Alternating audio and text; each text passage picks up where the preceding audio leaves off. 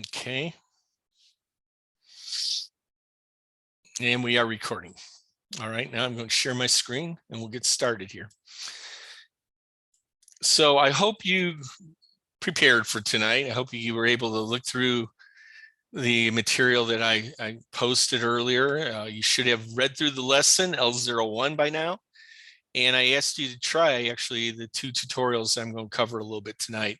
Again, mainly so you can understand the mechanics behind it. That's what the tutorials are for. And then when we meet together, what I'll do is not necessarily do all the mechanics. Now, these two, they're pretty simple. I'm going to do the whole thing for you, okay? But when we have other ones, it's obviously a lot more than I could cover in 80 minutes. And that's why I gave you these. Even though those tutorials don't usually take that long, you know, the ones that aren't narrated, all right? It's because I already know how to do them, okay? When you do them, you're going to have some false starts, some flubs and all that. It'll take you a lot longer. When I try to explain them, it does take me longer, okay? Because there's a lot of interesting points that I want to bring out in there, okay? So that's really the purpose of these lectures, is for me to go through those again, not necessarily to do them all again, because you already got that in the tutorial videos. What I'm going to do for you, though, is bring out the big points that you really need to understand, that this is what information systems is about. When we're looking at a certain object, these are the real interesting points about that object that you really need to absorb, you know, that it's really the learning part of all this. So, and again, I am giving you the same lectures that I did last semester. All right, I already exposed the one for L01-01. And if you looked at that already, you're going to hear pretty much the same kind of things tonight. Now, one of the advantages you're going to have over last semester is I know what I said last semester. In fact, I watched it just last night again, just to hear what I said. And yeah, it applies. So I would really urge you to listen to that anyway. But I also get where I may not have come across really clear, or maybe there was some misunderstanding about things. On this particular one, there's only one place where somebody got a little confused, and I got confused about what they were asking me. So I'll try to clarify that a little bit.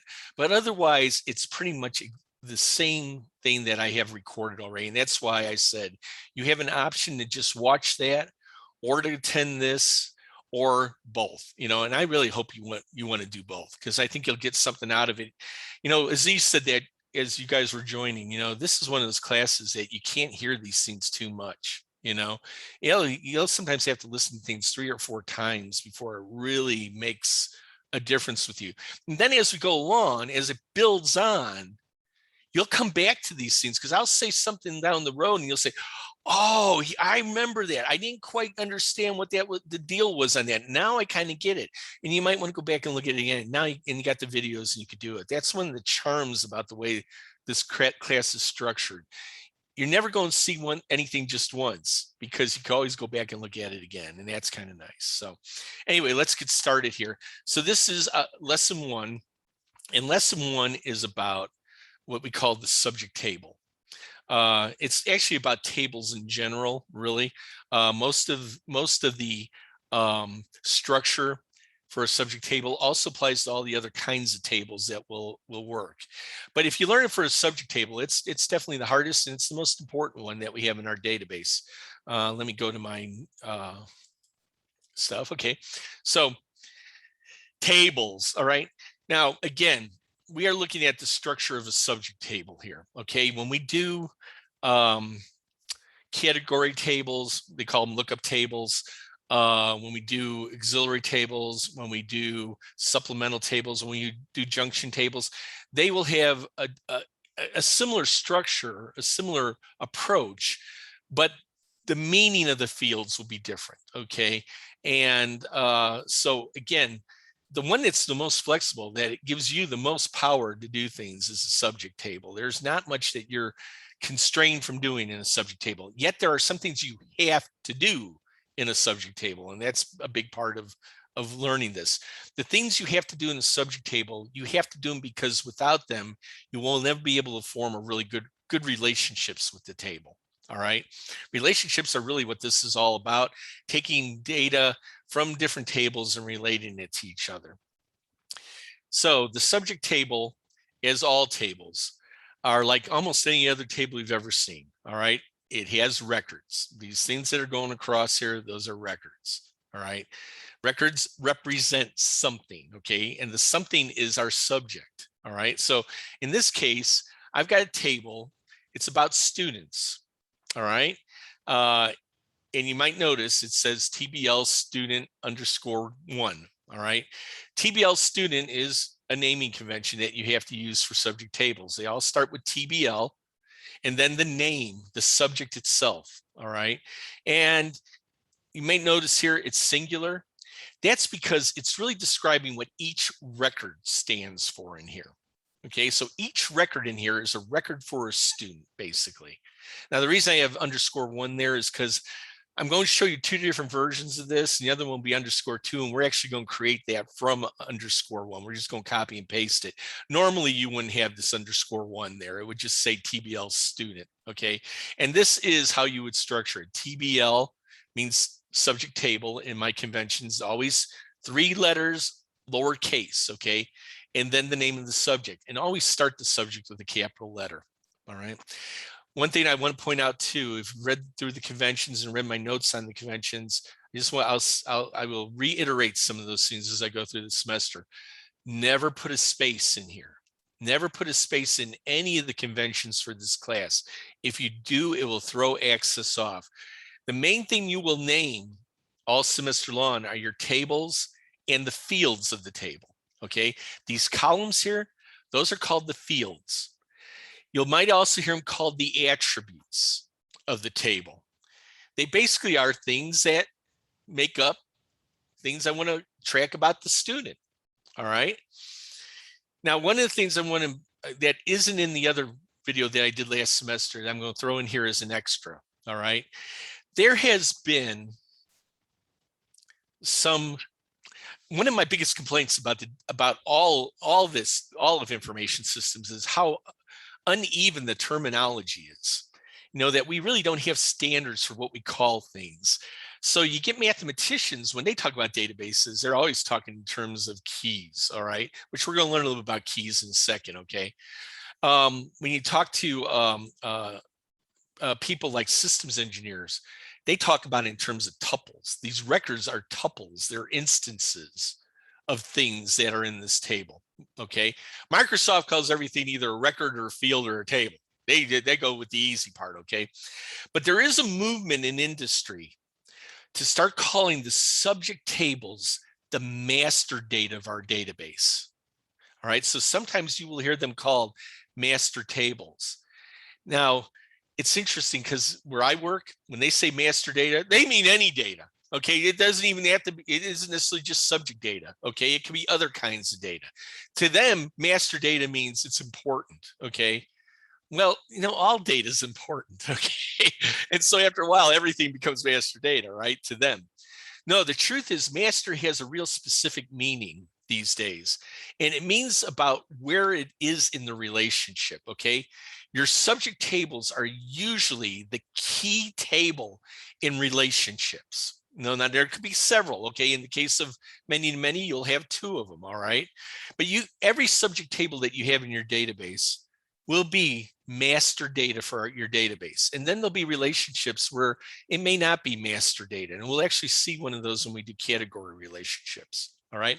But for now, just know that sometimes I use the phrase master data. I mean subject data. I mean the subject tables, all right? Now, for the first part of this semester, all the way through P01, we are only going to deal with one subject table. That's it. All right. We will have category tables and we can have multiple category tables. And again, don't worry about them. They're lesson 2. All right. But for tonight, we're talking about this subject table. Okay. I have one subject table. It's about students. So what am I tracking for the students? I'm tracking their WSU ID. I'm tracking their name. I'm checking the score that they've got in the class, or maybe it was an assignment, who knows, and then what their grade is, okay? And then there's this field over here that says AUT star dash record identifier. What is that, okay? Well, first off, before I go there, you may notice how these are labeled. TXT student dash WSUID. I told you WSUID is the thing, all right? But the naming convention for that field is TXT, which means that it's a text type field. Student is the name of the table that it's coming from. Now I know it's a student_1 here, but we're just going to use student, all right? Student is the subject, in other words, dash, and then whatever you want to call that field name. So I'm going to call it WSUID, something as simple as that, all right?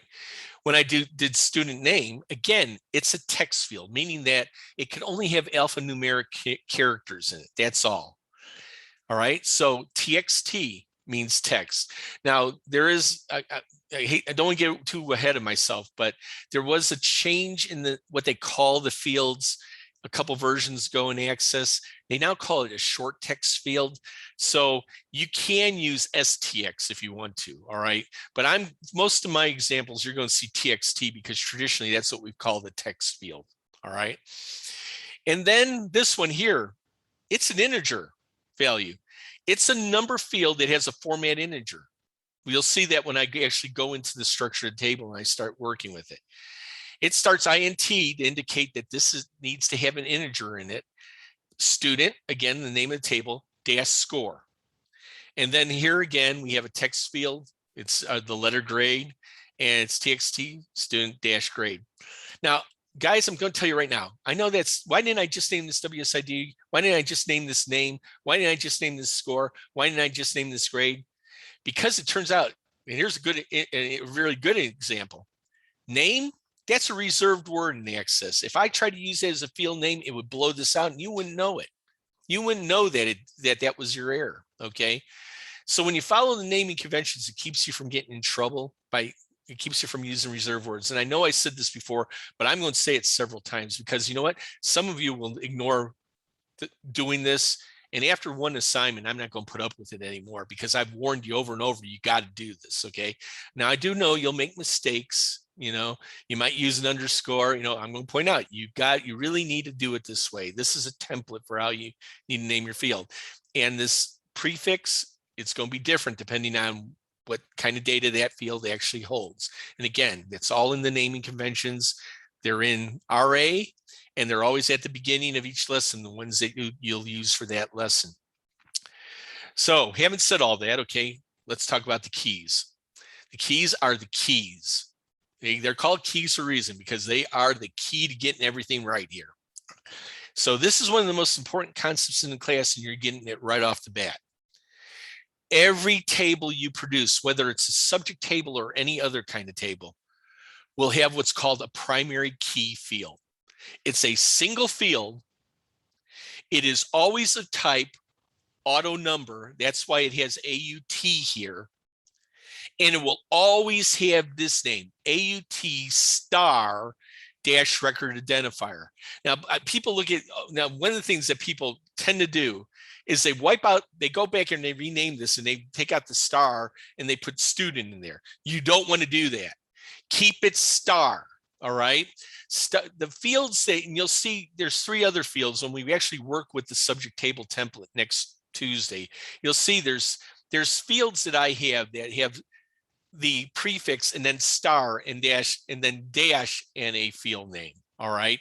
And they're set, okay? You never want to change those. The reason is they are already linked to forms and other things in the database. And if you rename it here, it doesn't necessarily rename in those other places automatically. And then when you go and try to use them, you're going to have things that says invalid values and all that, messages all over the place. That won't make any sense to you, okay? The cool thing about the primary key field, this odd star dash record identifier, is it will always be there for you. When you use the ball objects I use, it's already there for you. You never have to touch it. You never have to rename it.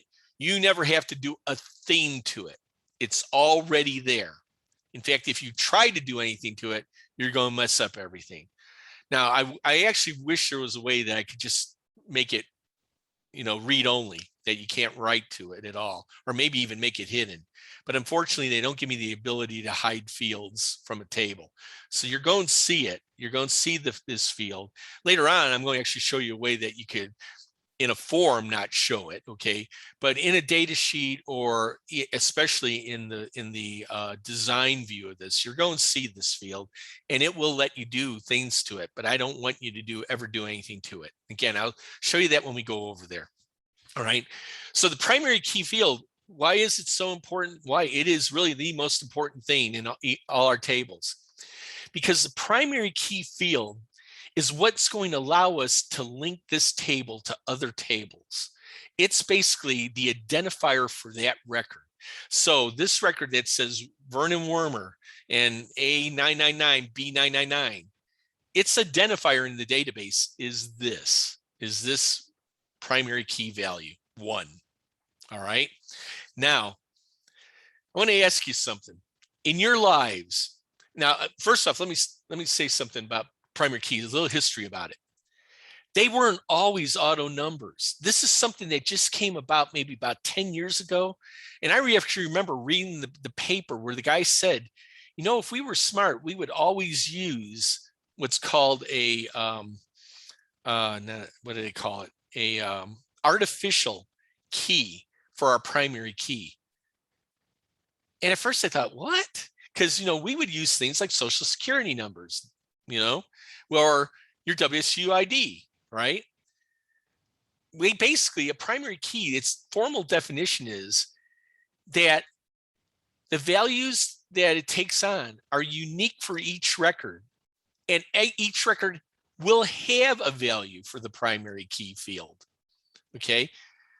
In other words, you can't have a blank in these fields. And if you have a value in it, no other record could have that value. So, well, social security numbers, okay? I'm the only one who has my social security number. Why can't I use that?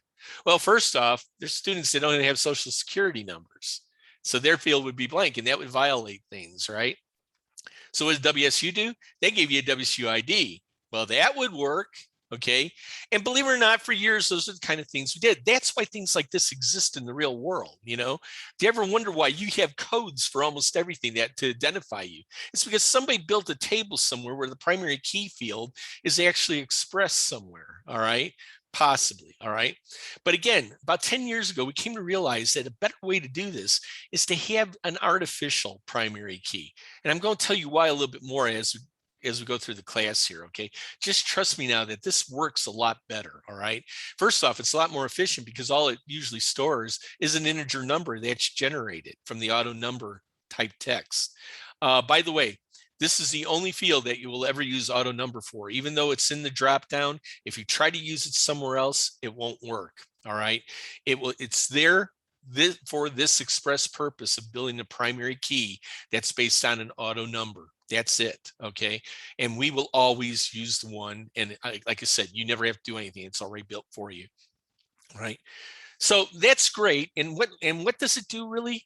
It actually forms a relationship to all the other fields in the table. You can kind of think of it as being an independent value, and that everything else here is dependent on it. In other words, for this value 1, the WSUID related to it is this WSUID. The name related is this name. The score is this score, and the grade is this grade. Cool, all right? Does that mean that they're unique? No, not at all. Look at in the names, we have Vernon Wormer in here twice. That could be done. We could have 2 students with the same score. That could be done. We could obviously have students with the same grade. That could be done, okay? But we won't have students with the same WSUID. And that's kind of cool because every table, besides having a primary key, also needs to have an alternate key. In other words, this primary key, its sole purpose is to help us link to other tables. But the alternate key is a real world thing that we could use when we talk about this table. It actually really helps identify our tables. It itself is always unique. The values in that field are always unique. In other words, no 2 records will share the values in the value in this field. and it has to be there. It's required, okay? When a field is required, we call it a required field, okay? The alternate key, a single field alternate key field, is always a required field, and the values it takes on are always unique. That's why you will often hear me say it's unique and required. This is unique and required. In fact, you have no choice. It's going to generate a number for you, okay? You create a new record, it'll automatically put a number in there. You don't have to ever write anything. You can't override that number. Once it's in there, it's in there. It means nothing. It's an arbitrary value that means nothing. But this number, this value means something. That identifies us. So again, it's an independent variable because it really is identifying the rest of the record. Every other field in here now is dependent on this one and this one at the same time. It's dependent on the two key fields, all right? Now, in a second, I'm going to show you that while the primary key always is one field and it's always this auto number field, the alternate key could actually be made up of several fields, if it makes sense, okay? And I'll actually show that in a minute. Right now, we have a unique identifier, so it makes sense for me to just have one alternate key field here, okay? I'm going to use the WSU student ID. Again, it's required. So I'm going to have to make sure when I build that field that I somehow force the user to put a value in it, or else it won't be able to stay, or else the record won't be established. In other words, we'll violate the key property if we don't put something in there. So I'm actually going to require that they do it. I'm going to force them to do it before they can actually save the record, okay? Another field that I want to require is the name. Does it really make sense for me to build a record if I don't even know the name of the person? Probably not. But again, I already pointed out that the name could, I often have students with the same names, you know, it happens. So I can't use that as an alternate key field because those values will never be unique or may not be unique, all right? Now, if I did have a situation where I knew the names were always going to be unique names, well, yeah, then I could probably use it as an alternate key field, but I'm not going to do that in this case. I'm going to just make it a required field. I'm going to put the logic, what's called the validation rule. I'm going to create a validation rule on this field that will require them to put some value in it. And if they don't, if they try to save the record and they haven't put a value in it, it'll actually put an error message on the screen saying you need to do this, all right? Okay, score. You know what? Sometimes I don't know their score and I'm actually putting numbers there. I may not have complete information about them. So this is what's called a non-key field. Okay, so was the student, by the way, it was non-key. This is a non-key field and it's not required. But that doesn't mean I can't write a validation rule for it. Would it make sense for me to say it's greater than 0 and maybe less than 200 and 220 or something like that? Yeah, I could actually set a validation rule on the score field and say, you know, those scores have to be between 0 and 220. And if they violate that, if they try to put something else in here, give them an error message. Same thing with grade. You know, I could come up with a list of things that now truthfully on grade, what I would do is usually have a drop-down list that they can pick from, all right? That's what we'll learn when we learn category relationships. We'll learn how to do those kind of things. But for now, I'm just gonna say this is a non-key text field, all right? Now this, if you look at the actual values themselves, okay, that are in here, all right? You notice that I've got this record too, where I don't have a score, I don't have a grade yet. They have no value. That's called a null value. Null just means doesn't exist, okay? You might say, well, what's the big deal about that? Believe it or not, this could be incredibly important when we do searches. We may sometimes search for anything that doesn't have null in a certain field. Yeah, I guarantee you when you create reports, there are times you don't want to bring back records that are missing a critical value in it. You may only want to bring back the set of records that actually do have it. So in that case, you're going to search for, say it was on score, where the score is not null. Conversely, you might want to know where do I need to do work yet? Just isolate those, and I could do that too. I could sort, and if I sort, I could get the nulls at the top or the nulls at the bottom, depending on how I sort.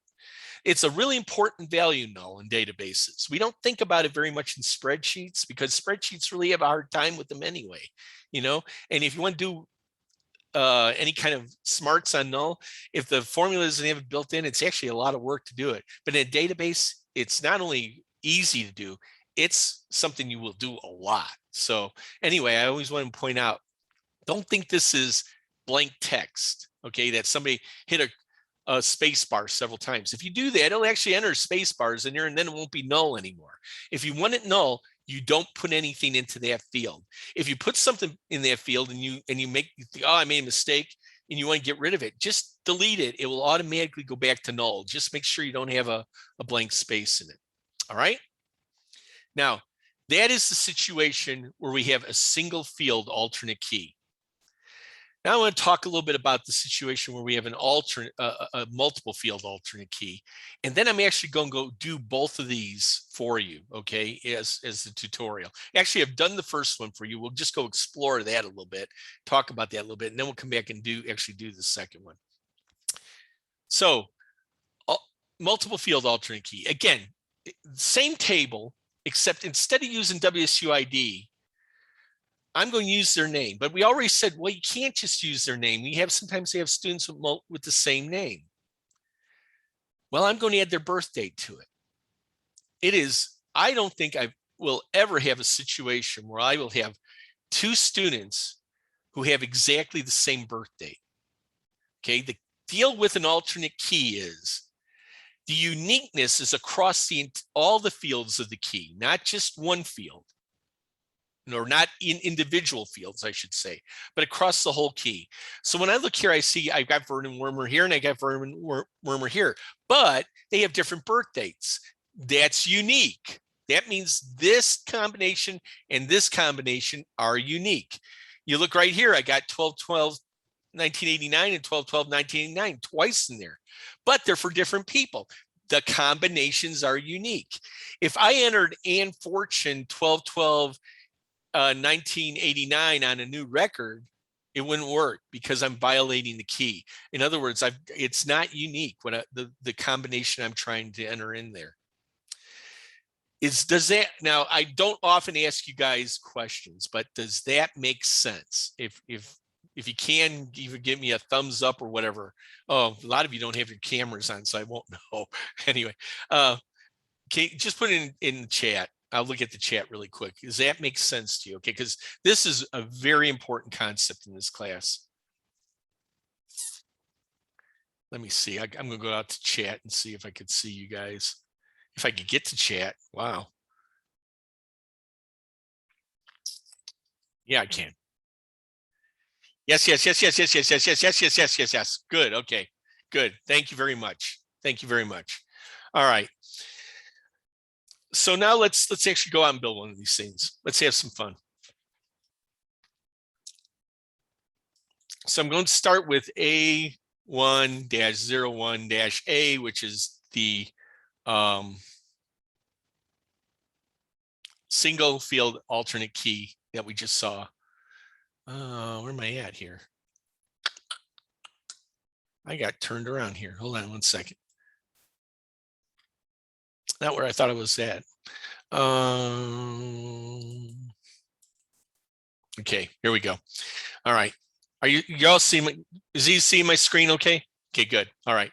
Yes. Okay, so the file I want to work with is T01-01- your name. I hope you've tried this already. You've already done this. And if you are, you're going to be bored, but that's okay. You'll pick up some gems, hopefully.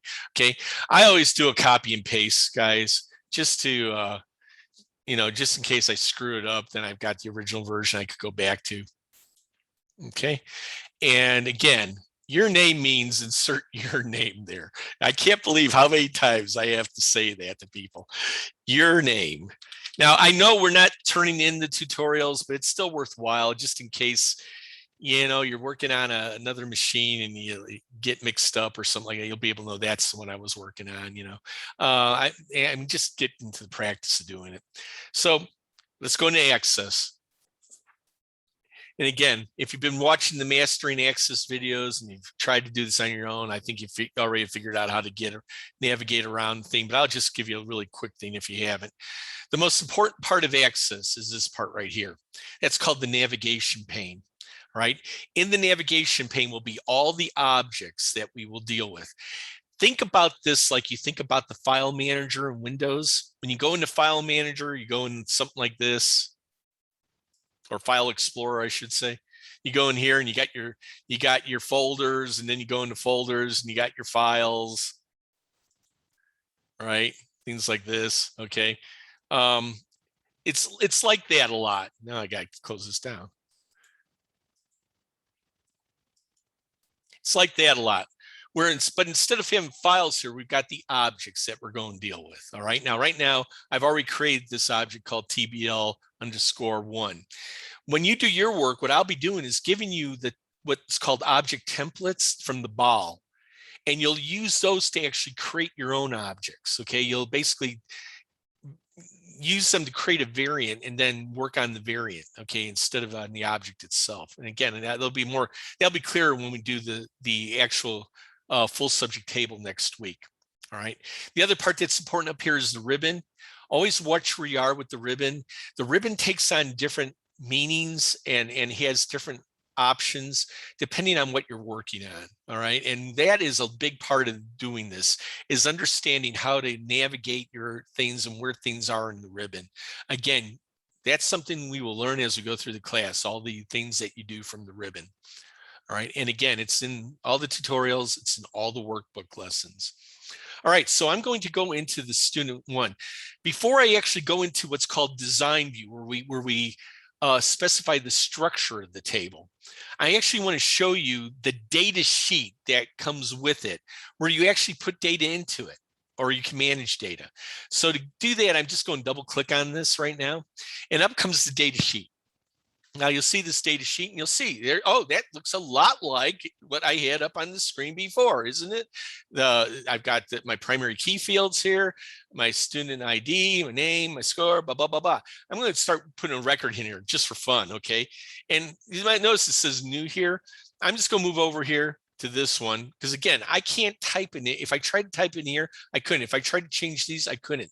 Those were generated. They will always be there. They'll always belong to this record as long as that record exists. If you delete the record, then it will go away too, okay?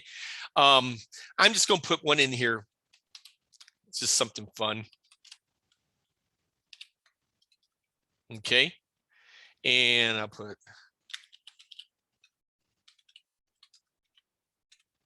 you see how I'm entering data here.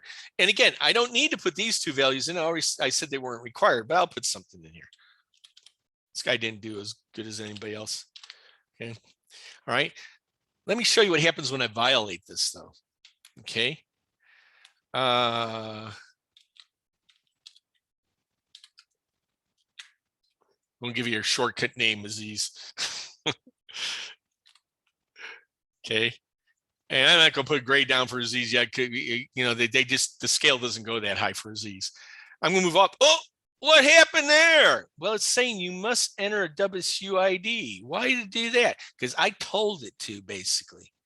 I told it that this is a required field. All right. And they need to enter a WSUID. Okay. So I'm going to enter a WSUID. P9990, 0888. The one I had just before it, right? Watch what happens when I try to move off it now, which, by the way, when I move off the record, it tries to save it. I get this message. What's that say? The changes to request table were not successful because you created a duplicate value in a key field. And now here's the thing. It doesn't say alternate key here. I wish it did. It says in an index primary key or relationship. I'm going to explain to you in a little while here that Access uses indexes to create keys, but you can use indexes for other things too, okay? But in this class, we won't, okay? The only thing that indexes will ever be used for are on key fields, all right? Toward the end of class, I'll tell you why you might want to use indexes for other things, but don't get mixed up with them. I realized after I watched my video from last time, I talked about them and I think it messed some people up, okay? So I'm just gonna tell you right now, don't worry about indexes, okay? I'm going to show you how to do this without worrying about them too much, okay? There is something we're gonna have to do when we do multiple, but multiple you're not even gonna have to worry about for a little while yet. So I'm gonna fix this. I'm gonna put something else in here just to make it unique. And now when I move off, it'll let me. All right. So I basically had a validation rule saying that this field was required. I had the same thing here. If I tried to put a new record, let's say I do P444 and N333, and I go down here and I do put something in here and I move down here, I should get a message saying, oh, you must enter a name for the student, because that was a required field. So I'm going to go back there and I'm going to put in a name, and then it'll let me save that record.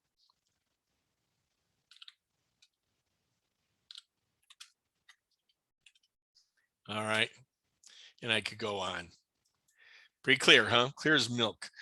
Now, I know you're looking at I'm sure some of you have looked at the top here and said, boy, those field names, though, that's not very readable, you know? And you're right, they're not, okay? Because right now, those fields, as I've designed them, lack what's called a caption. And when they lack a caption, it's automatically going to use whatever the field name is here. But you're going to find out we're always going to use captions. This is a time when I haven't. In fact, I'll put some on here just to do it for you, just to show you that, because we will do that next week anyway. I'm going to go into design view now. All right. In Access, you're going to find that usually there's several ways to do anything. One way is I'm going to close this down, go back, just close it down. Okay, it went back there. And I'm going now right click on this and you'll see one of the views is design view, and it'll open up in design view. The other thing I could have done is, let's say I am open right now in data sheet view. I could go up here where it says views and say design view, and now it'll take me over to design view. Never mind this property sheet right now. It really isn't doing anything for us right now, okay? That property sheet was open by default. If that happens to you, you can just close it down if you don't need it. If you need to get it back open, you hit property sheet and it comes back up. The table itself has properties. We will actually learn about that a little bit next week too. All right. Right now, I just want to show you the typical structure. Okay. So this would be the structure of a subject table. Now, when you use the template that I'm going to give you, the subject object from the BAL, you'll have 3 other fields that have a star in it that aren't here right now. That's okay. You don't need it for tonight. But later on, when we do it, you will want those 3 fields, because we'll be building forms that require those 3 fields to be there. All right. This field, auth*-record identifier, is our primary key. It is built for you. It will always be there. It's usually always named record identifier. Now, I didn't do that here. Okay. This one, I did not use my BAL object, but in my BAL object, you'll see here on caption, it will say record identifier. And it will also say that same thing in its description. We will always make captions. We will always make descriptions. I didn't do it on this one. I should have, but here I want WSUID. And I could do the same thing up here if I want to. I'm not going to do all these. I'm just going to do a couple. Yeah, I mean, I'll at least put the captions on everything so you can see it. Name, score,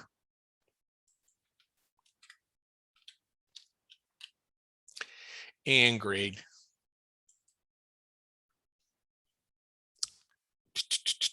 Great caption, John. Great. Okay.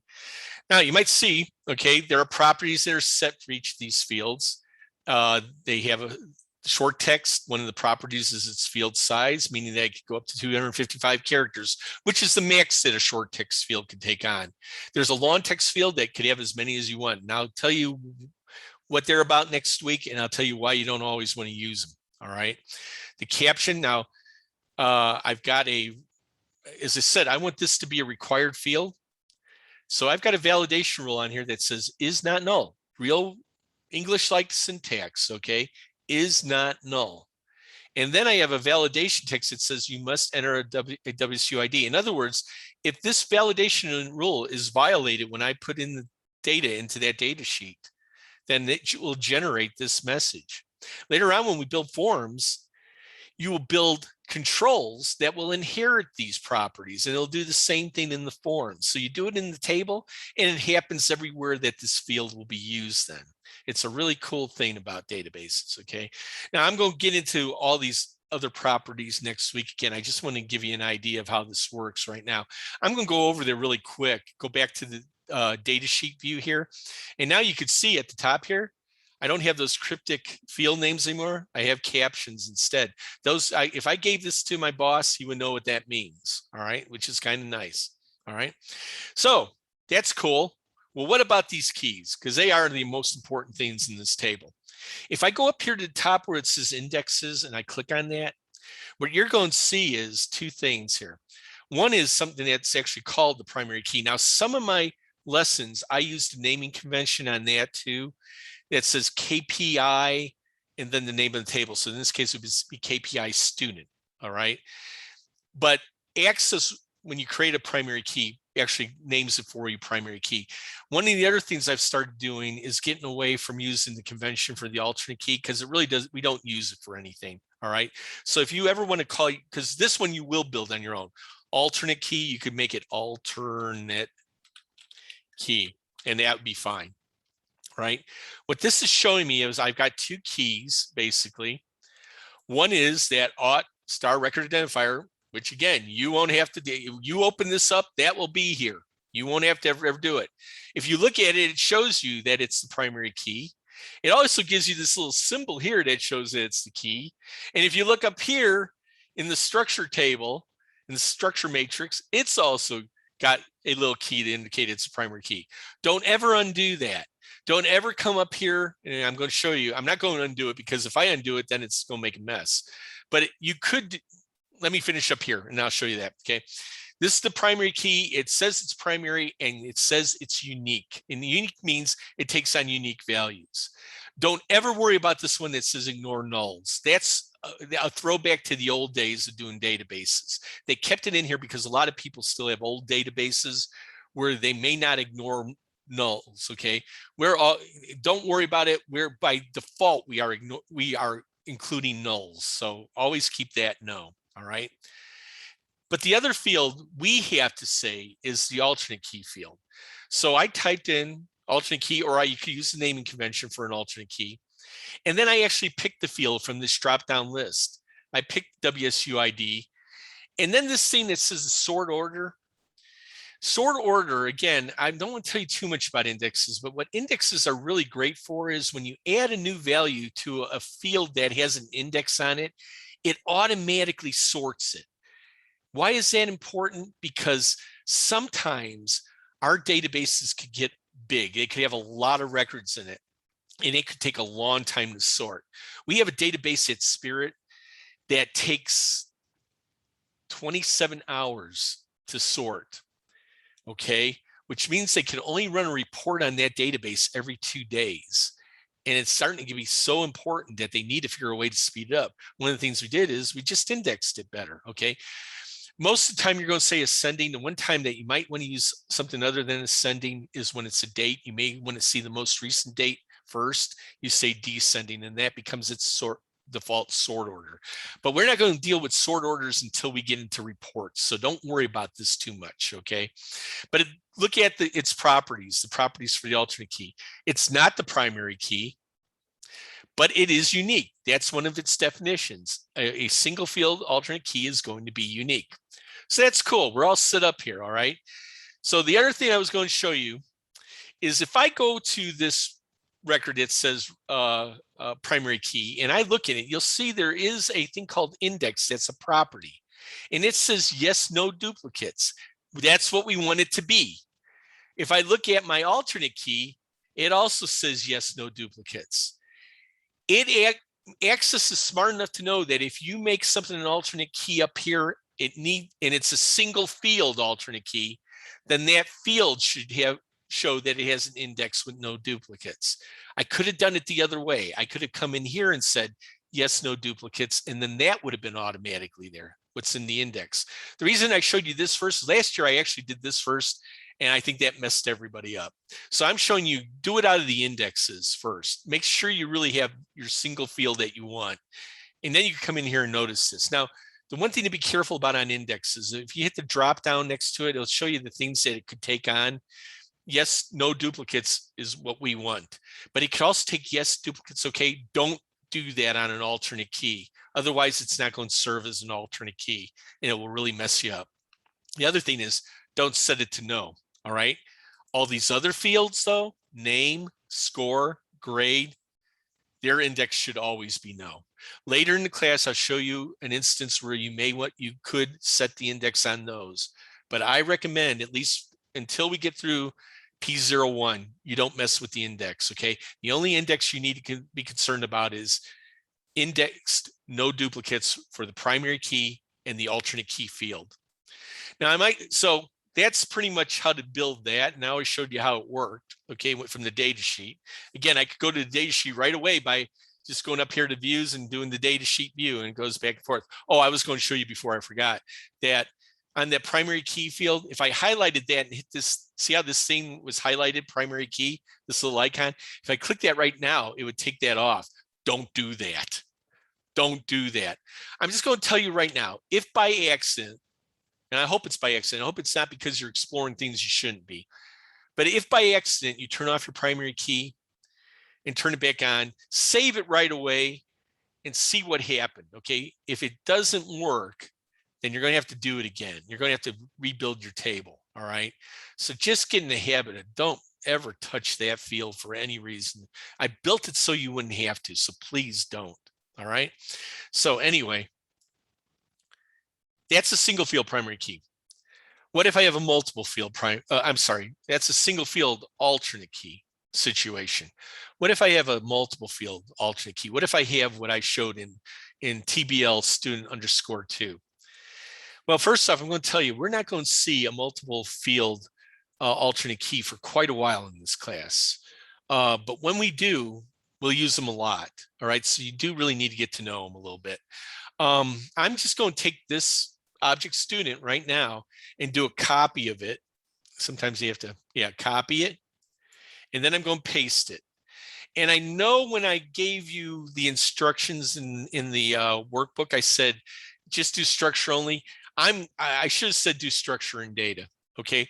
I want to copy not only the structure, but I want to copy the data that's in there already too. I don't want to have to re-enter it again.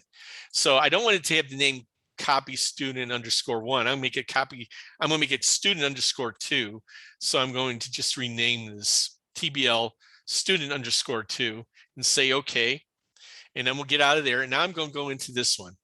And I'm going to go into its design view. And it's right now, it's exactly what we had before. If I go up to the indexes, it still just has those two fields, the primary key field and the alternate key field. But I want to have a multiple field alternate key. And I want to include a new field called, that's a date time field called birth date. Okay. So I'm going to create a new field. I'm going to just come down here somewhere and do DTM student and then birth date. Dash birth date. And I'm going to make that a date time field. And it's one of the types here. There are a lot of different types of fields. We are not going to use them all. In fact, some you should never use. And I'm going to mention that next time we get together too. Right now, I'm going to use a date time field. The date time field is just what it sounds like. It could hold a date, it could hold a time, or it could hold the date and time, depending on what you want it to hold. All right. And I'm going to put a caption on that one too, birth date, just because. And I'm going to put a format on it too. And if I hit this drop down over here, one of the formats is short time. These are all things that you will learn from watching the Mastering Access videos. That's why there's so many of them. This is where you'll learn how to do these little subtle things in Access. I'm going to show you the tough things that are in Mastering Access. So watch those videos and learn how to do this stuff, guys. All right. Okay. I also want a validation rule on this table. I want to say that I want nobody who was born before January 1st, 1900, and no one who was born after today. Okay. In other words, I want somebody in that date range. I also want this to be a required field. Why? Because it's one of the fields of the alternate key. Okay. Both fields, all the fields of the alternate key have to have a value. So I'm going to make is not null. That will take care of making sure that a value goes in here. And between, and for dates now, this is one of the few times you have to remember a little bit of a code thing. To signal that you have a date, you have to put a hashtag before and after the date. So I wanted to literally take hashtag 01/01/1900. I could have made 1950, you know, but maybe this is a database from Wichita State that goes way back when. All right. So I'm going to go, it's up to you. Usually I let you decide what you want to do for your range, but I like you to do something usually. All right. By the way, I should let me go back to short date after I finish this. Okay. So that's the low end of the range. Now I want to go to the high end range, and it's between that and now. All those functions that you're used to using in Excel, not all of them, but most of the good ones work here. Most of the common ones work here. So two that you can use are now or date. I think I used now in the lesson. It turns out there is a little bit of a difference. I found out that date will just give you a date, and now will give you a date and time. All right. If you make this a date time field where you have the format, not short date, but including the time, and use date here, it would come out with the date, but the time would be 000000. Okay. So I've started using date here, but you can use now. Either one will work for this, because I'm using a short date. So date, but it's a function, so make sure you use your parentheses. This is cool because think about what's going to happen.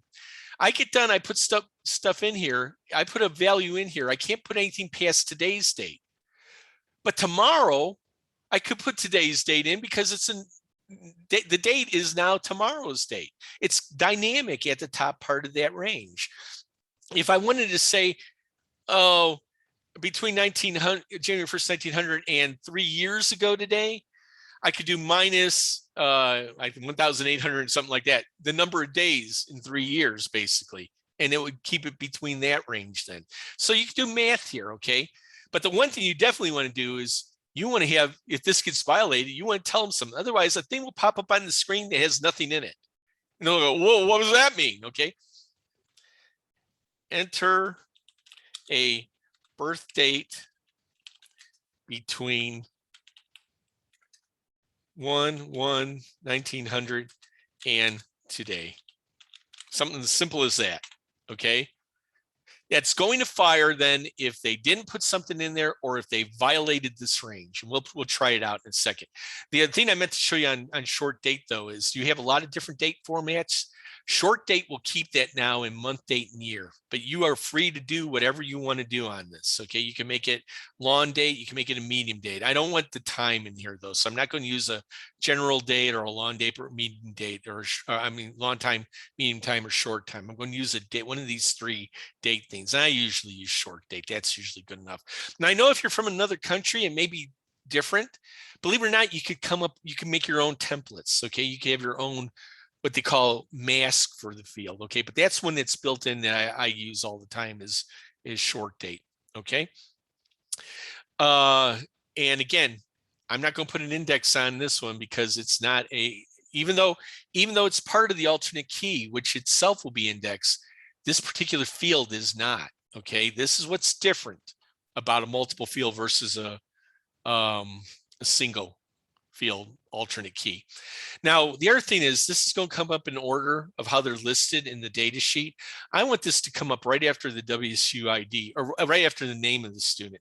So I just selected that, and over here where it's got this gray here, I'm just going to click on it and see how I put that ghost image on here in a heavy line. I can now move that up underneath name and let go of it. Now the birth date will be there. While I'm here, I'm going to go in and put, oh, I already did put captions on this one. How about that? Oh, yeah, that's right. I copied it over. That's right. So we're good to go. All right. And, you know, if I wanted to put birth date in here as a description, descriptions, I'll show you later on what they are. And again, I'll tell you what they mean next week. But we will always have a description on every field we do. All right. I'm going to save that right now. And it's going to always give you messages like you're violating integrity rules because we actually added a field that is required, but some of those records already in there don't have values for that. It still lets you create the field, but you really should go back and put something in those fields, because if you ever go and try to modify them or save them again, you'll get an error message saying you have a required field that needs a value. But right now you just say yes, and you have to do it a couple times and it goes finally. All right. I want to go up here to indexes now. Again, we have our primary key and we have our alternate key, but look, the alternate key is still just that one field that says WSUID. First off, I don't want the WSUID anymore. We're getting rid of it, right? So let's close this down. I forgot to do that. Let's go up here and delete it. I just highlight the record, I hit delete. And I'm going to delete that now, and it is gone. Oh boy, that's an index. Do you really want to do it? It's kind of warning me that that's my alternate key field, which is kind of important. But if I say yes, it'll get rid of it. Okay. Now, don't do that to the primary key, please. Okay. But now I could go and create a new alternate key. An alternate key. Some people would call it an alternate key index, an alternate key. But I want it based on both the student name and the birth date, not just one of them. All right. Now, again, name has no index right now. Birth date has no index. That's how they should be. All right. I'm going to go up here to indexes. I'm going to create a new alternate key. And again, if you watch my video, it probably says KAI student. You could do that too if you want to. I'm using alternate key because Microsoft generates primary key as their thing. So I've started doing that just so I don't mess people up. Again, the most important things that we have to name, that you will always have to name, are our tables and the fields of our tables. Later, anything, the rule of thumb is tables, fields of tables, and anything that needs to be referenced. Okay, I know you don't know what that means. We'll see that when we get into forms a little bit. All right, so I want the fields, and now the order does tend to be a little bit important here. Okay, which one do you want to have kind of being the dominant field of the alternate key? You ought to have that first. I'm going to let their name be the dominant field, and then I'll have the birth date. Now, you see what I did here? It says alternate key, but it doesn't say it again. If I put it in here again, first off, I would get an error. Okay, if I made it alternate key 2, it would actually create 2 alternate keys. This creates one multiple field alternate key, the fact that I did this just now. All right. I look at the name, I want ascending, but birth date, again, I tend to use more of the more recent ones first. So I'm going to make that one descending. So there's a time when I do that. If I go up here and I highlight the alternate key field of this property, you'll see it says primary key no, and it says unique no. All right. We want it to say yes. We want our alternate key obviously to be yes. So let's make it yes. And now it's yes. You know what? I got to check if I did that in the other video. I don't remember telling them to do that. I better double check that. But I know it's in the instructions to do that. So what I did here just now is created an alternate key, multi-field alternate key. All right. If I close that down and I go to name, you'll see it did not change the index on name, and it did not change the index on birth date. All right. So be careful about that. Okay. People will see that and say, oh, it was supposed to change it to no duplicates. That's only on a single field alternate key. On a multiple field alternate key, you want them to be you don't want them indexed. Okay. You want the index to actually be on the key itself, and the key is up here. All right. That's where it shows it's an index and it's unique. All right. So we have basically satisfied all the requirements of an alternate key here. The values, the combination of values in both these fields have to be unique, and they are both required, and they're both required because I have a validation rule that says they are not null, is not null. All right. Now I'm going to save that. I'm going to go out there to the map now. Oh, now this happens sometimes, and I don't know why that happens. Even though we deleted that field, it makes it look like it's still there. When that happens, just close it down and open it again, and it goes away. Access, that's a problem in Access, and I actually have documented that, send it to Microsoft, and they still haven't fixed it. But anyway, here's our table basically that we had in the workbook. I'm going to try entering something. Okay, so I'm going to try putting A9999, B9999, Aziz. Now those are two values I've used before, right? And I'll put a birth date in here because it's required. Well, I'm gonna try to do it without a birth date. See what happens. Move down. You have to have a birth. You must enter a birth date between this date. Okay. So you got a little date picker you can use. I don't use it very often when I do birth dates though, because man, I don't like scrolling through all those things. So I'll put something in here. 1, 1. Well, let's go beyond today. Let's go 2022 and go down. And it should say, nope, that ain't gonna work. Let's go before 1900, 1877. Yeah, that don't work either. Okay, let's go 1990. Yep, that worked. Now these ones didn't require anything, so I didn't have to have anything in there. If I wanted to put something in there, I could go back there and do it. You know, whatever I want to do. Something like that. Okay. Let's try to violate this though, this key. All right. Now I'm going to put A999, B999, and who had that before? Vernon Wormer. Vernon.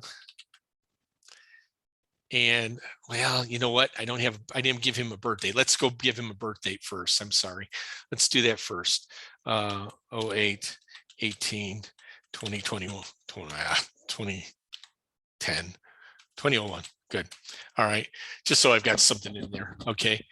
Oh man, it is still showing me the WSUID. I am sorry. That shouldn't be doing that. I was thinking to myself, what's going on here? Why am I having to do 3 fields? I'm going to close that down again. I want to go back and make sure that really disappeared.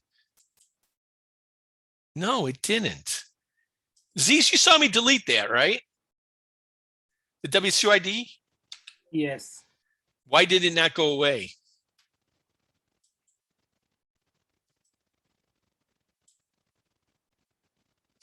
Now it's gone. All right. All right. Let's try putting Vernon Wormer. Oh, I spelled Vernon wrong, didn't I?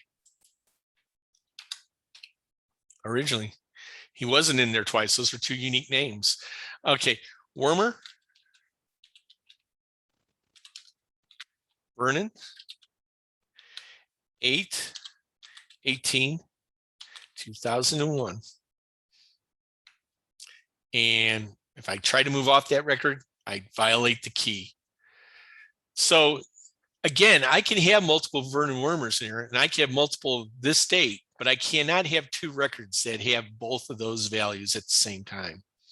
It can't be those values in combination. Pretty cool, huh? Now I know this, well, so what? Wait till you see how important this is, what I just taught you, how this is going to turn up in almost everything we do when we start building relationships, okay? The primary key value, you won't see it, okay? It'll be in the background, causing things to happen, creating what's called at least some level of referential integrity, okay? I know you don't know what that means yet, but you'll learn, okay? That's really what this class is kind of about, is creating data that's under referential integrity, okay? What you will see though is the alternate key, because it has real world meaning and it means something to the rest of the record. And it'll be the thing that you will search with the most, that you will organize your data around the most, that you'll group things on the most typically. Or well, there's other ways to group too. Okay, I'm sorry, you won't group on the alternate key, but it will be the thing that will allow you to identify the record within groups. Okay, so anyway, yeah, you'll group on what's called a foreign key, which is something we'll learn in lesson 2. I think that's it. Aziz, did I cover it all? I think I covered it all. Yeah, I think that's all there was on keys. Again, next time when we get together on Tuesday, I will go over T01-02. Please try it ahead of time. And it's pretty involved because, again, I am not going to do the whole thing in class. I'm only going to show you the highlights, really. Okay, expound on the highlights about it. The things that are kind of mechanical, the things you learn from mastering access, You know, again, you got it master and access. You don't need me to show you how to type. All right. But why we're doing things and what the impact is of those things in the database, that one we will explore. We'll explore that a lot. So I'm going to take this down right now, because the other thing I want to do before we call it a day here is go through your first assignment. Just to give you, just help, and I probably will talk a little bit about this more again next week, because some of this won't make a whole lot of sense to you. But I know some of you are already moving along pretty good. I appreciate that. Some of you have actually told me that you've gotten through all of lesson one pretty much on your own. That's terrific. And you really could, by watching the videos, you could do that. Okay. In fact, I've already exposed the lesson and the tutorial videos for lesson two. So if you're already ahead, feel free to go out there. The submits are out there too for turning in A01-01 and A01-02. Make sure you put them in the right one. So if you want to submit them. All right. By the way, you could submit as many times as you want to up to the deadline. All right. Aziz will always grade the last one. All right. And I'll grade them sometimes too. Okay. By the way, I'm glad I said that. I made myself a note that I wanted to make sure I said this. I said something in the first night that if you feel like you need to contact us, contact Aziz first. I'm backing off on that. Contact us both. All right. If you send him an email, send me the same email. All right. Even if you are directing it to him. Okay.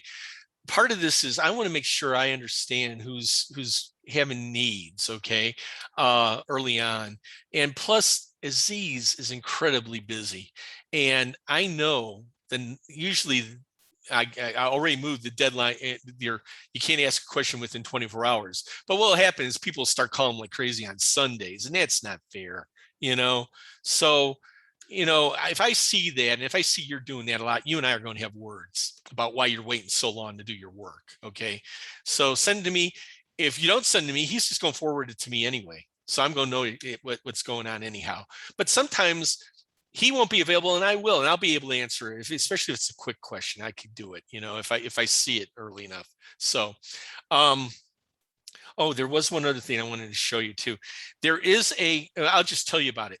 There is a reference RB called Keys Summary, where a lot of what I talked to you about is summarized in a table about the primary key, all its aspects. It's summarized there. The single field alternate key, the multiple field alternate key, those are all summarized. And turns out the multiple field alternate key has a place on certain kinds of tables, where the single field alternate key has a place on usually just in the subject table and the lookup table. All right. So read that, and then you're going to also notice that there's a thing about foreign keys. And again, I haven't gotten into the foreign keys. We'll start doing that when we start working relationships with the category relationship. But you just take a look through it. It's worth your while. And I said that in the other video, and you should watch that other video too. It doesn't hurt from hearing it again. We'll just take a look really quick to make sure I've got. Yeah, go ahead. As well, mention the tutorial compiled version. So if the students went through the labs and then they want to see what's the last thing or what's the end results, we have those both available on Blackboard. That's right. That's right. Yeah. Oh, the solutions. Yes. Yes. And I exposed that too. You should have seen those. You'll see an item called tutorial. Thank you, Aziz. I forgot about that. There's an item called tutorial solutions. They're basically the solutions to what I just did. Okay. Now, I should also tell you that sometimes I will make compiled versions of those. All right. I think there's a compiled version for tutorial 01-02. When you run that, what you'll see is just the data sheet. You won't see the structure. So in tutorials, it really doesn't matter, you know, because I'm going to show you the solution anyway. All right. But I also have compiled versions of your assignments. Again, it will allow you to see how things should work when you're done, but it won't show you how to do it. You won't be able to go in and see the design. You'll just be able to see the data sheet and actually work with the data sheet. The validation rules of fire, all that other stuff, but you won't be able to go over and see the design because it's compiled the whole thing. All right. So you can at least use it. You know, if you're having problems, you go over and see, did it work for him? Yeah, it worked. Okay, I'm doing something wrong, obviously. It gives you an idea what to go back and fix up. So, I got 4 minutes. I got to get going here. All right. Thanks, Aziz. I totally forgot to mention that. Oh, here's RB. I actually brought it up. This is the RB reference. Okay. Again, just take a look at it. Again, it's a summary pretty much of what I just told you about primary keys, single field alternate keys, and multiple field alternate keys. So the assignment, what I'm going to ask you to do, there's two problems actually. One is I'm asking you to build a subject table. Now, I would not try to do this until you've actually done the tutorial, okay? Never do an assignment until you've done all the tutorials. Otherwise, you're just going to get yourself messed up, okay? And especially without watching the videos, all right? Do that and then try this. Now, I'm going to tell you right now, there is no video for the assignments, all right? There is nothing that's going to show you how to do the assignments. I want you to do them, okay? I've told you how to do them pretty much, at least in example from the tutorials. But this is how I test your knowledge, okay? Boy, I had this gal one semester. Every week she asked me where the video was for the assignment. Yeah, not all our students are the brightest. Most are great though, okay? I'm not picking on the student, but I just can't, for some reason, I just could not get it in her head that I was not earning her grade for her. You have to earn it yourself. And this is how you're going to do the assignments, okay?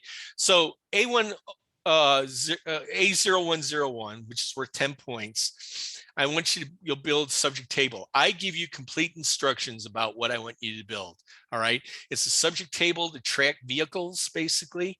You will use the vehicle identification number to be your single field alternate key field. Again, you don't have to do anything to the primary key. And I even say there, the primary key is this, it's already established. Don't do it. You create a single field alternate key instead. And down here is actually the definition of some of the fields I want you to do. Okay, or here's the description of the fields I want you to do, basically. Okay, and you will turn that in. And again, next week I will actually step through the process of building a subject table, and you'll be able to do it. There are compiled versions of this out there already. There are 2 versions of each compiled file. Okay, they all end with ACCDR, the compiled versions. All you have to do is download it and then double click it and it'll run automatically. You don't have to do anything. You don't have to go into raw access and bring them up. Just double click on them from your Windows File Explorer. There's a 32 and a 64 version. 32 means it's been compiled on a 32-bit machine. It'll run on a 32-bit machine. 64 means it's been compiled on a 64-bit machine. It'll run on a 64-bit machine. They will not go the other direction. Okay. You cannot run a 64-bit on a 32-bit machine. And believe it or not, you can't even run a 32-bit on a 64-bit machine unless you build a 32-bit partition on your machine. Why you'd want to do that when I've already given you a compiled version, I wouldn't know. Okay, I'm not going to help you do it, that's for sure. Just run the 64-bit version. Okay, that's the first part. The second one you'll do then is, again, on both of these, I'm going to give you a work file that you have to work from. Don't go into raw access. Don't copy objects from somebody else who did it last semester, because even though it's the same assignment, it's a different object. Okay, and we will know the difference. Don't copy them in, don't do it. Every single thing in the scene is stamped several places, including places that you can't get to. All right. So we will know if you went out and pulled something from another semester and tried to submit it as if it's your own work, and you'll be in a load of trouble. So part 2, I want you to come up with a subject. I want you to do a minimum amount of work on it. Okay. And I give you exactly what I want you to do, the minimum, what I consider to be the minimum amount of work. 10 fields, I want certain kinds. Okay. And again, that's pretty straightforward. Okay. There's only two exceptions on that. You don't do one about students and you don't do one about vehicles, because that's what we've done already. You know, last year I gave it to somebody and guess what they did? They turned in one about students. And it was exactly the tutorial. Oh yeah, they got points. So, so just, you know, this is where you get to be design. Think about a subject and the things that you would want to track with those subjects. And you're not limited to 10 fields. You know, if you do more than 10, you may impress me a little bit. I'm not going to give you a run. If you do 20 and 6 of them are lousy, I'll probably still give you full credit, because you know, you at least did as many as I wanted you to do right, you know. And then with all our assignments, you will populate them with records of data. You'll show me that you tried them out, you know, that fields that had validation rules, you tried to do it and all that. You tried to put a value in it and made it work. I'm going to try to put data in there too. And if I see things aren't working the way they should be, they'll get points off. If you refuse to put records in there, if you refuse to put data, and you make up the data. I'm not asking you to look for real world data. You make it up. But if you don't do it, you'll get a lot of points off. Okay. That's being lazy, in my opinion. If you make a structure to a table and you don't test it, you haven't done anything. Okay. So anyway, when it comes to validation rules, I'm going to say this right now, and I will say it again next time. There are three types of fields that almost always have a validation rule. One is a required field. No matter what type it is, you'll require, you want to have at least an is not null on it. All right.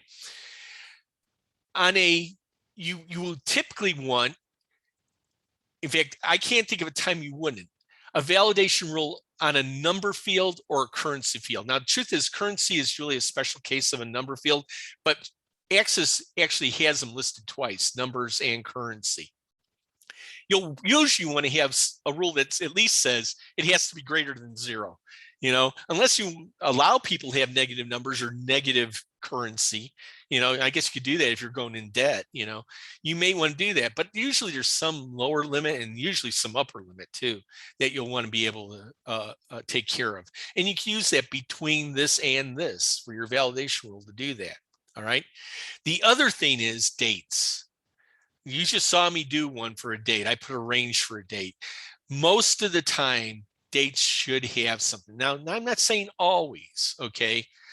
But if you give me something like we just had, students, you know, and their birth date, if you don't at least keep me from entering people who aren't born yet, then you've done me a disservice, right? So think of those things like that. You know, what do you need to make this? I always say, put yourself in the place of the end user, the person that's going to actually be entering the data. How much help are they going to need in order to do the things you want them to do? Okay, that's what this is all about when you do those kind of things. So that's it. Are there any quick questions before we drop off? Professor, I had a question. Yeah. I tried to download the software from the website, but when I opened it out, it opened like a disk burner, and it said insert disk. So I made sure I followed all. What did you download?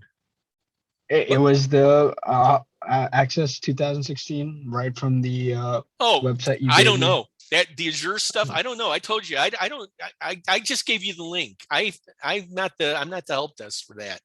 You need to call WSU about that. All right, thank you. Okay, yeah, I'm not trying to be, but guys, Wichita State does stuff all the time that I don't understand. Okay, and the best I could do is, if it worked for me, I tell you how it worked. Okay. Aziz, do you know anything about that? Do you know about them trying to download something from Azure and it tries to burn it to disk instead of downloading to their PC? Well, when you download it from the Azure, it will download in an ISO format. But when you double click, it's gonna mount it to your computer. So you're just gonna go and go to this PC, and then you're gonna find that that drive mounted onto your computer. You just have to install it from there. When you download, was that Randall who asked the question? Yes. Randall, Yes, sir. when you downloaded it, where were you? At my home PC. On your home PC. Okay. Yeah. You should have seen an option that says it's an ISO file, Aziz. Is that correct? Yes. Okay. ISO files by default can be burned to any kind of disk. And if it doesn't know where you want it to burn, it will usually ask you to put a disk into your PC, a writable disk, and burn it to that. Okay.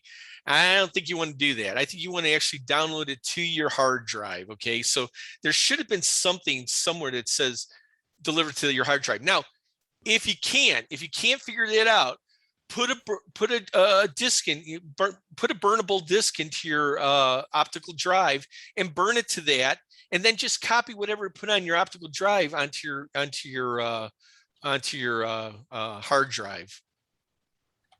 Okay, will do. Okay. Thank you, sir. Yeah. Again, I'm not trying to put you off. Okay. But WSU, what can I say? All right. We do the best we can. I know the link will get you there. That's the best I can help you with. Okay. After that, I'm sorry. It could go 90 different directions depending on how they've configured it. So, okay. Any questions about the lesson? Good. I mean, if this made sense to you guys, boy, that's a huge hurdle that you got over already in this class. Because some people go far into this class and just can't get the concept of keys, you know. So you've learned the two big ones. Well, I say that they're all big. That's why they're called keys. Foreign keys are a lot different because they're not about the record. They're about how the record is in relationship to another record. And that's what we'll learn when we get in lesson 2. But next time, what we're going to do is we're going to work with file T01-02.accdb. Try it ahead of time. You'll see that there is an object in there called TBL, and then in curly brackets, subject. That basically will be the BAL object that we will use to create a subject table. No, I take it back. I've already started it for you, haven't I? Yes, I have. I've already started for you in the A01-01 file and the A01-02 file. It's a BAL object, just a straight BAL object, I believe. But the one I'm giving you next week, I've already started so we could get through it all. I actually put the fields in there already, but they're all of the same type. They're all text.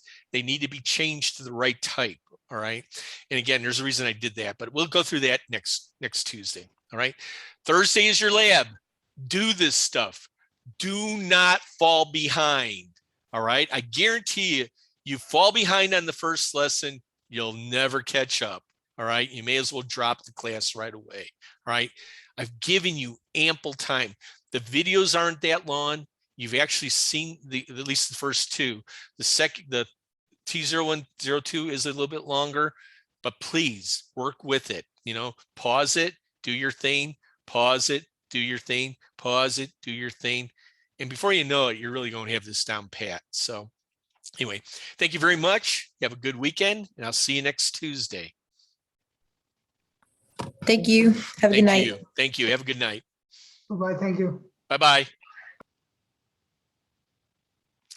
Aziz, do we actually know who? I gotta stop the video. I know. Boy, I should come back when I done sharing things. I always forget to do that. Let me stop sharing. All right, here we go. And I'm going to stop recording.